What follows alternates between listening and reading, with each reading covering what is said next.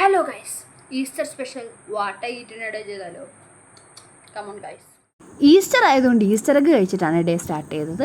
ബ്രേക്ക്ഫാസ്റ്റിന് നല്ല ചൂട് പൊറോട്ടയും നല്ല കുരുമുളക് ഇട്ട താറാവേറിയുമായിരുന്നു. താറാവേറി എന്നൊക്കെ പറഞ്ഞാൽ വേറെ ലെവൽ സാധനമായിരുന്നു ഗൈസ്. അമ്മ കുറേ നാളായി താറാവ് ഉണ്ടാക്കിയിട്ട്, അതുകൊണ്ട് നല്ല ടേസ്റ്റ് ഉണ്ടായിരുന്നു ഇപ്രാവശ്യത്തെ താറാവേറിക്ക്.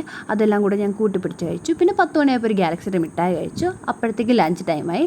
ലഞ്ചിന് ഞങ്ങൾക്ക് ഡിന്നറായിരുന്നു കേട്ടോ ഇപ്രാവശ്യം. എപ്പോഴും ബിരിയാണിയും അതും ഇതുമൊക്കെ ആയിരുന്നു. ഇപ്രാവശ്യം ഞങ്ങൾക്ക് ഡിന്നറായിരുന്നു. അത് ഫസ്റ്റ് നമുക്ക് കട്ട്ലറ്റും സോസും കൂടെ കഴിച്ചു. അതെല്ലാം കഴിഞ്ഞ് കഴിഞ്ഞപ്പോൾ ബ്രെഡും നല്ല ചൂട് ചിക്കൻ കറിയും ഉണ്ടായിരുന്നു. ചിക്കൻ കറിയുടെ ചാറും ആ ബ്രെഡും കൂടെ കഴിക്കാൻ വേറെ ലെവലിൽ സാധനം തന്നെ ആയിരുന്നു ഗൈസ്. അതെല്ലാം കഴിഞ്ഞ് കഴിഞ്ഞപ്പോൾ അമ്മ കുറേ ചോറിട്ടു. ഞാൻ വീഡിയോ എടുത്തതുകൊണ്ട് ശ്രദ്ധിച്ചില്ല ഗൈസ്, ഇത്രയും ചോറ് അമ്മ ഇട്ടത്.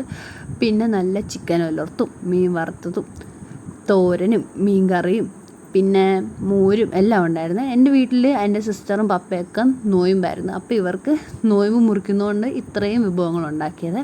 പിന്നെ നല്ല മീൻ കറിയും മോരും, മീനും മോരും അല്ലെങ്കിൽ നല്ല കോമ്പിനേഷനാണെന്ന് എല്ലാവർക്കും അറിയാമല്ലോ ഗൈസ്. ഇതെല്ലാം കൂടെ കൂട്ടി അങ്ങ് കുഴച്ച് മീൻ വറുത്തത്, എനിക്ക് മീൻ വറുത്തത് പൊതുവേ ലാസ്റ്റ് കഴിക്കുന്നതാണ് ഗൈസ് ഇഷ്ടം. ഞാൻ എപ്പോഴും അവസാനം ഈ മീൻ വറുത്ത് കഴിക്കത്തുള്ളേ. അച്ചാറും എല്ലാം കൂടെ കൂട്ടി അങ്ങ് കുഴച്ച് ഞാനങ്ങ് ഒരു പിടി പിടിച്ച് സംഭവം വേറെ ലെവലായിരുന്നു. അത് കഴിഞ്ഞിട്ട് ഞാൻ ഒരു സ്നിക്കേഴ്സ് കഴിച്ചേ.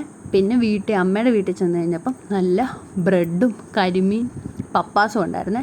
അതും നന്നായിട്ട് വയറകത്താക്കി കഴിഞ്ഞു. ഡയറി മിൽക്കും കഴിച്ചേ. അപ്പോൾ അത്രേ ഉള്ളൂ. Okay bye.